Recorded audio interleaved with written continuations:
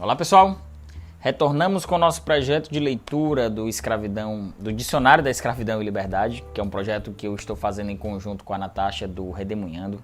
Então a gente separou os capítulos desse livro e estamos todos os meses alternando os vídeos. No mês de maio, foi o vídeo que saiu lá no canal dela. E agora no mês de junho, que está saindo agora um pouquinho atrasado em julho, mas são os capítulos que a gente determinou para o mês de junho, estão saindo agora.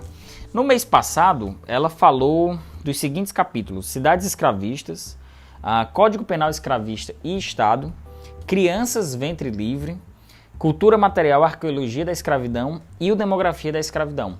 Então todos esses vídeos têm uma playlist aqui embaixo, já foram mais de 5 ou 6 vídeos que a gente já fez. E hoje eu vou falar de doenças durante o período escravocrata, economia escravista mundial, emancipação nas Américas, a escravidão indígena e o início da escravidão africana e, por último, família escrava, que a gente vai abordar esses 5 temas logo depois da vinheta. Se liga aí.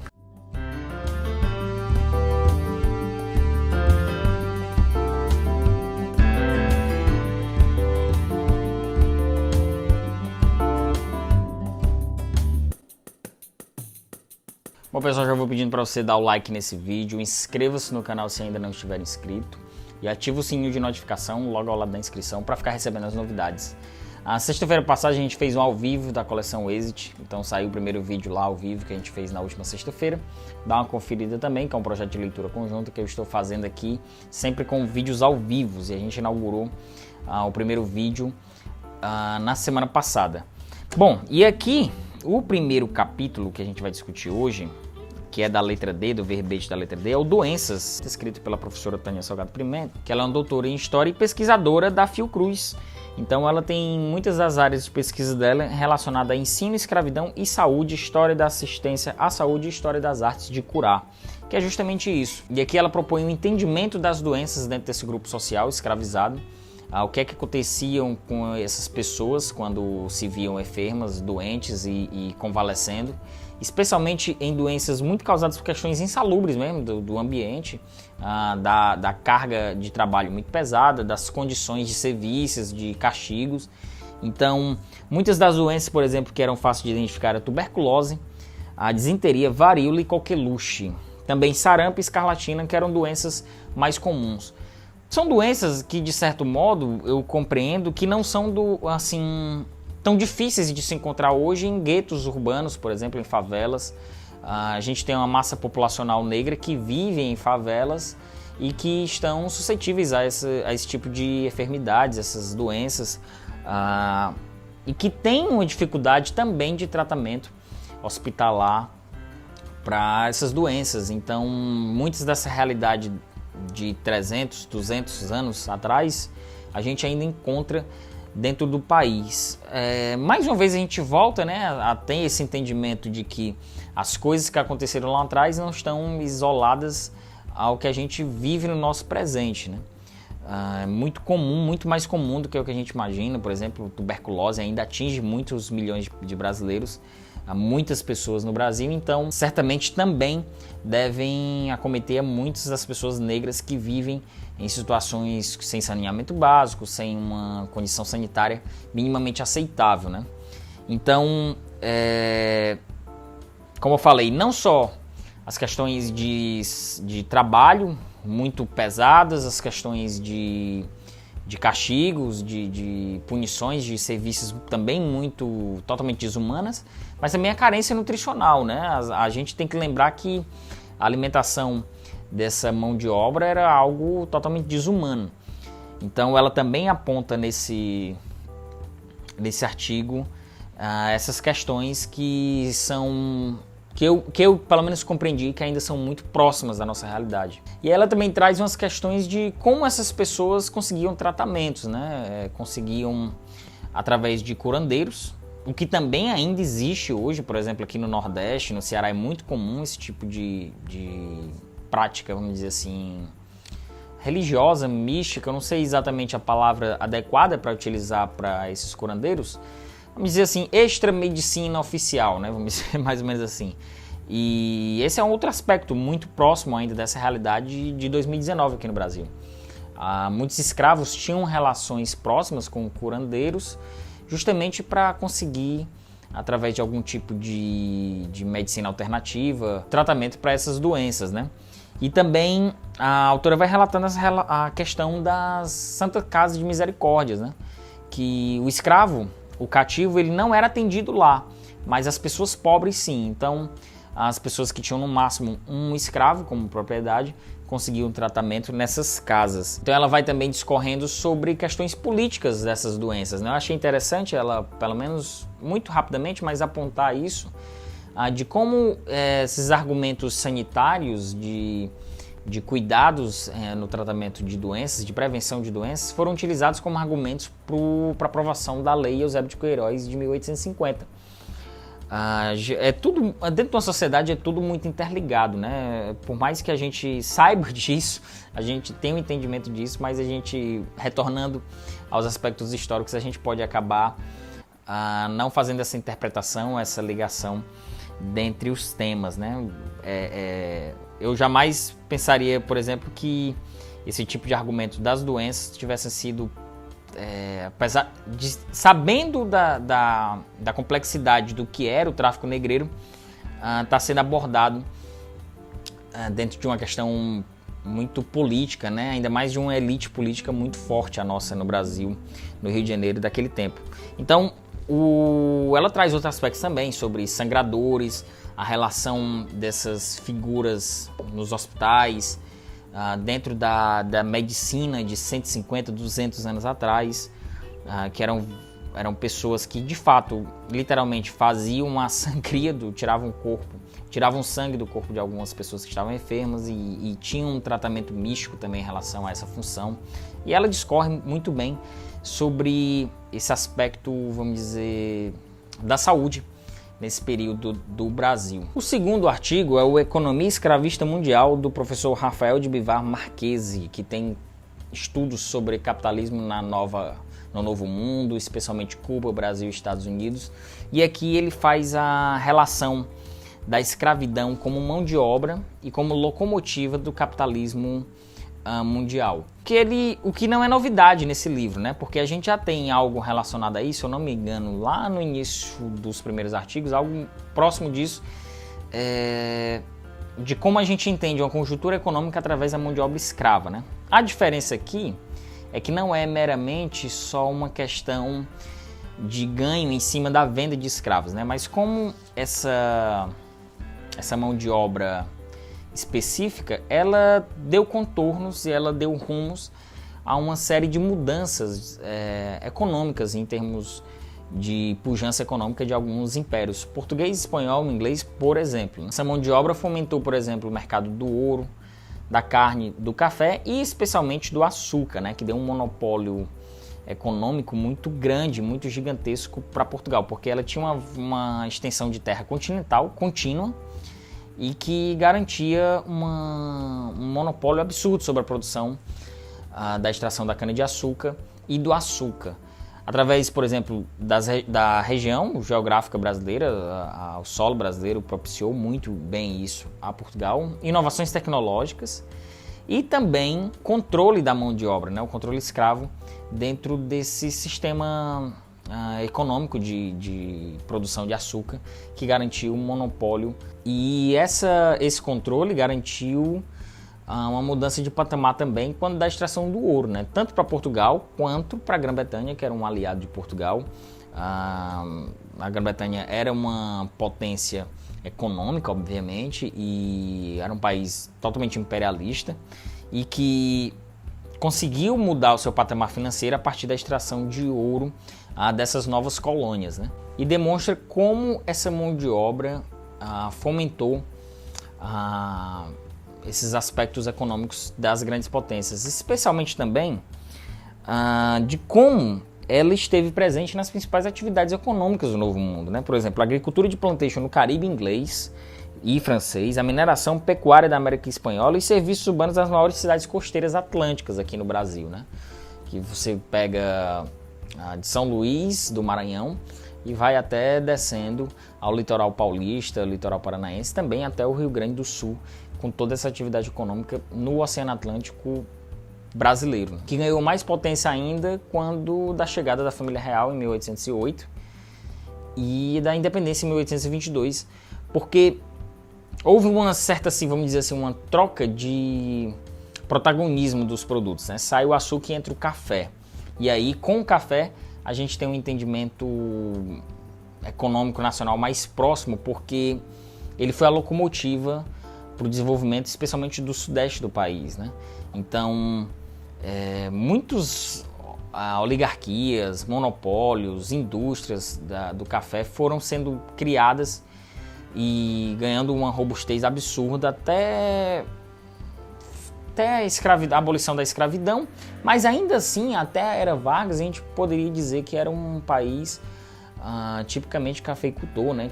Era praticamente a principal atividade econômica do país. Então a gente tem uma dimensão de como essa mão de obra foi importante para fomentar a economia mundial, né? Você pega a América inteira, a Central, a América do Norte e a América do Sul, totalmente tomada por essa mão de obra, e muitas vezes a gente não tem a real dimensão do que é isso para uma economia de centenas de países, né? E aí o nosso terceiro artigo são Emancipações nas Américas, da Maria Clara Sampaio, em que ela vai falando sobre justamente isso, as abolições em toda a América do Norte, Central e América do Sul, e trazendo as suas especificidades, especialmente, por exemplo, do que aconteceu em São Domingos, que hoje é o atual Haiti, que foi o primeiro país inspirado nas pautas iluministas europeias, que conseguiu a abolição de seus escravos, né? E ela traz um dado interessante, que em 1784,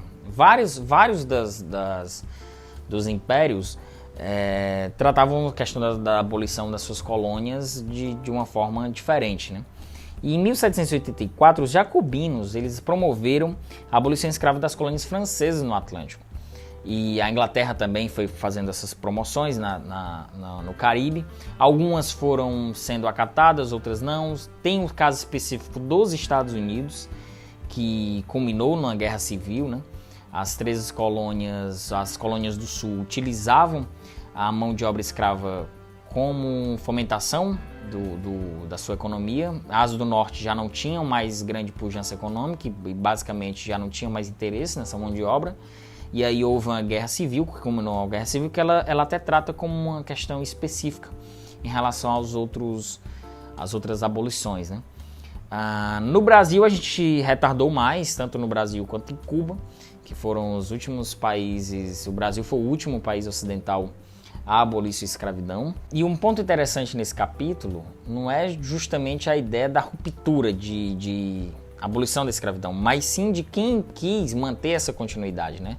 Então, eu quando comecei a ler sobre emancipações, eu imaginei que fossem ter exemplos mais claros de países que conseguiram. Óbvio que tem aqui os relatos, mas eu acho que o ponto interessante é as dificuldades para se conseguir essa ruptura, né? Não é só jogar o resultado, né? Mas a gente entender a continuidade, porque a abolição dos escravos, não só no Brasil, mas em todos os outros países, elas tiveram uma situação muito mais prolongada, continuada, por uma questão econômica. Quanto mais dependência econômica você tinha dessa mão de obra, como era o caso de Porto Rico, Cuba, Brasil, mais tardia foi essa abolição. E mais uma vez, a gente tem esse peso histórico no tratamento da emancipação dos escravos aqui no Brasil. E é uma mudança da forma, mas hoje a gente ainda tem uma dependência, uma herança que demonstra muito essa dependência de uma mão de obra barata, pouco qualificada, pouco valorizada, e que muito da nossa sociedade ainda se aproveita disso para garantir esse recurso humano a preços baixos, né? E aí nós vamos para o nosso quarto capítulo, Escravidão Indígena e o Início da Escravidão Africana, do Stuart Schwartz, que relata a transição entre as primeiras formas de escravidão, que na realidade começou como um escambo, né? Quando o português chegou aqui no Brasil, ele começou a se relacionar com os indígenas através de trocas de materiais, um escambo mesmo. Os indígenas trabalhavam basicamente no carregamento de pau-brasil e em troca recebiam alguns tipos de mantimentos e materiais como pagamento.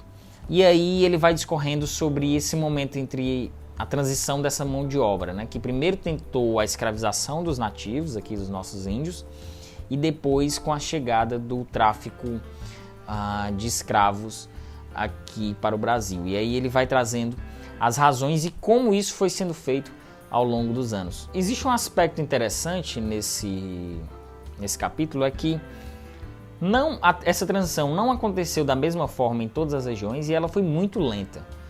Em 1570, por exemplo, a coroa portuguesa ela criou a primeira lei proibindo a escravização dos povos nativos brasileiros. E tivemos as missões jesuíticas aqui no Brasil também, que dificultavam a utilização dessa mão de obra.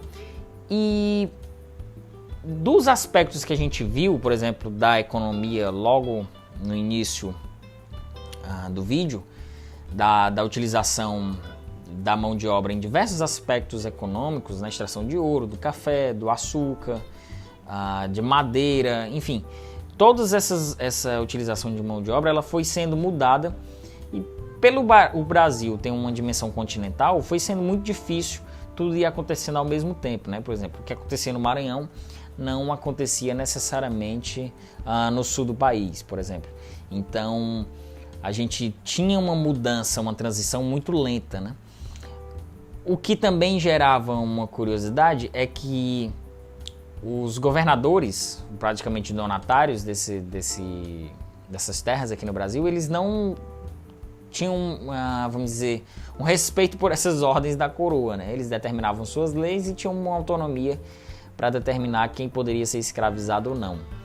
No decorrer de que foram acontecendo algumas mudanças, tanto econômicas quanto de pacíficas mesmo, de transição entre navios, por exemplo, da África para o Atlântico, com fins de algumas guerras. Essa paz na região do Atlântico também garantiu que navio português transitasse entre a África e o Atlântico de forma muito mais tranquila, baixando os custos, né? Outro fator importante para essa transição entre as mãos de obras. E também a questão da terra, né? Porque o povo indígena conhecia sua terra e sabia os caminhos, por exemplo, para fugir, né? Então foi criando essa dificuldade de se escravizar o povo indígena. Isso gerou, por exemplo, uma herança, vamos dizer assim, de um senso comum que até hoje a gente carrega, por exemplo, de achar que índio é preguiçoso, índio é indolente, que não trabalha, que só fica brisando. Então a gente tem essa visão histórica muito errada, né? É de que achar que um povo que não quis ser escravizado, não que os negros africanos quisessem, né? Ou não resistiram da forma que deveriam resistir, é que a gente já viu inúmeros casos aqui de muitas resistências dos povos escravizados africanos, mas a gente tem um aspecto, pelo menos o que eu entendi aqui, geográfico mesmo, de que os índios tiveram muitas doenças que os europeus trouxeram, que era um ponto também que prejudicava a mão de obra indígena para aquele tipo para ser utilizado na agricultura, por exemplo. Mas o entendimento da sua terra, né? Era muito mais fácil, eles conseguiam escapar de maneira muito mais fácil. Então essa transição ao longo dos anos foram acontecendo e a gente foi criando raízes históricas muito nocivas em relação aos povos indígenas, né? E aqui no último capítulo, família escrava da professora Isabel Cristina Ferreira dos Reis, e que aí ela vai apontar justamente o núcleo familiar escravizado, que foge daquele entendimento clássico do que a gente já tem de história do Brasil, de pesquisas, e o que a gente aprende é que o núcleo familiar é somente o da casa grande, o do senhor de terras, o proprietário de terras, e acha que todos os escravos não tinham famílias, não tinham ligações fraternais, familiares. Então é outro tabu desse senso comum que a gente vai derrubando quando se lê um livro tão amplo como esse. Aqui até cita o Casa Grande Senzala, de Gilberto Freire, que trata o núcleo familiar justamente esse que a gente conhece, o livro é de 33, e as demais famílias elas circundam em torno dessa família da casa grande, né? E uma das consequências é justamente esse, um entendimento que as famílias eram instáveis ou ilegítimas, né? E tinha um núcleo muito centrado na mãe, pais ausentes. E aí, mais uma vez, a gente volta a comparar com a situação que a gente ainda vive hoje, né? O núcleo familiar mãe e filho, sem um pai, era e ainda é considerado uma não família, né? O que é totalmente um pensamento totalmente atrasado, né? A mão de obra masculina era muito mais vítima de castigos e também do trabalho manual nas regiões agrícolas de grandes fazendas, grandes propriedades. Então, esse capítulo é interessante porque a gente vai desmistificando muitos dos aspectos dessa relação familiar, né? Que era também um aspecto de adaptação para essas pessoas que vinham da África. Então, o núcleo familiar era uma forma de se adaptar e também haviam casamentos entre escravizados que geravam famílias e, mais uma vez, né, a história foi deixando ao largo essas condições e a gente foi perdendo muito desse senso, né, familiar. E é inevitável, por exemplo, que esse núcleo centrado na mãe não seja também um apontamento do que a gente pode fazer em 2019, né? Muitas famílias hoje ainda vivem dessa situação, né? De instabilidade, mas que não tira a sua legitimidade, né? Obviamente. Mas é um sintoma cruel de muitos séculos da nossa sociedade, né? Então a gente vai meio que fechando os olhos, passando o tempo, e a gente vai meio que fechando os olhos a essas questões, né?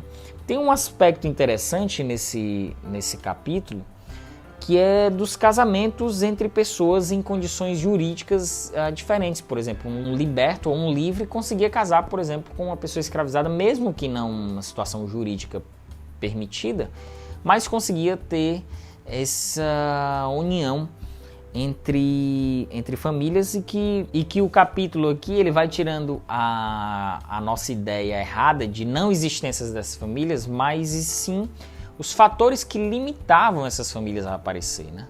Porque muito mais importante do que as consequências, muitas vezes a gente estudar as causas, né? Que essas famílias não tinham relevância social, né? E aí, a partir dessas causas, a gente pode prever e estudar muitas questões e analisar também o presente. É como eu digo, nada do que a gente vai vendo nesse livro ficou somente no passado, né? Tudo tem um eco muito profundo ainda nos nossos dias, mesmo que a gente ainda tenha uma estrutura social hoje minimamente mais democrática. Eu não sou muito empolgado em dizer que a gente vive uma democracia racial, que nós não vivemos, óbvio que nós não vivemos, mas em graus diferentes a gente encontra muito do que a gente lê aqui de século XVI, século XVII, XVIII, XIX, a gente ainda vê muito na nossa sociedade, já completando o primeiro quarto de século XXI, né? Daqui a pouco a gente já tem completado 25 anos de século XXI e a gente ainda encontra muitos aspectos da nossa sociedade tão atrasada, né? E por fim, esse capítulo também ele desmistifica a ideia de que os escravos não faziam família por questões culturais, questões comportamentais, que eram, vamos dizer, canibais, animalescos e não tinham condições sociais de compor uma família. Isso é totalmente errado, é um pensamento totalmente absurdo, mas não faziam, não formavam famílias justamente pela questão do sistema escravista mesmo, que é desumano e não permitia nenhum tipo de liberdade em relação a isso, né? E a gente cria-se a ideia de que o povo negro não pensa na família, a gente tem a ideia daquela família nuclear basicamente muito europeizada, né? Aquela figura muito de tons claros, cabelos claros, olhos claros e muito perfeito e totalmente diferente do que é a nossa sociedade, né? Bom, pessoal, esses foram os 5 capítulos. Eu conversei com alguém esses dias no Instagram veio me falar que a leitura estava um pouco atrasada e eu fui falar para ela que não se importasse com isso, porque a gente está lendo, estamos chegando em julho, agora que a gente está chegando na metade. Então, se você pegar aí para ler nas próximas semanas esse livro, você fatalmente consegue acompanhar a gente. O interessante dessa leitura conjunta foi justamente isso, que por mais que alguém esteja atrasado, são 30 páginas no mês, 35, 40 páginas no mês. Então, em 2 semanas você consegue ler, vamos dizer, 2 meses ou 3 meses, 120 páginas, que é factível você ler num mês, 120 páginas de um livro como esse. E acaba nos alcançando aqui na medida que a gente vai soltando os vídeos, né? Agora em julho, no final de julho, a Natasha vai soltar a sequência dos artigos, e aí a gente vai na sequência também. Eu volto em agosto para conversar com vocês, e depois em outubro, e a gente faz o encerramento no final do ano. Então, se você ainda nem começou a ler, eu recomendo que você faça isso e aproveite para acompanhar a gente nessa leitura, beleza? Tem as informações aqui embaixo também do canal da Natasha. Aproveita para se inscrever lá também, deixa o joinha, divulga a Seleção Literária para todo mundo aí, pede o like de todo mundo e a inscrição de todo mundo que você conhece, divulga no WhatsApp, nas redes sociais. É isso aí, valeu, tchau!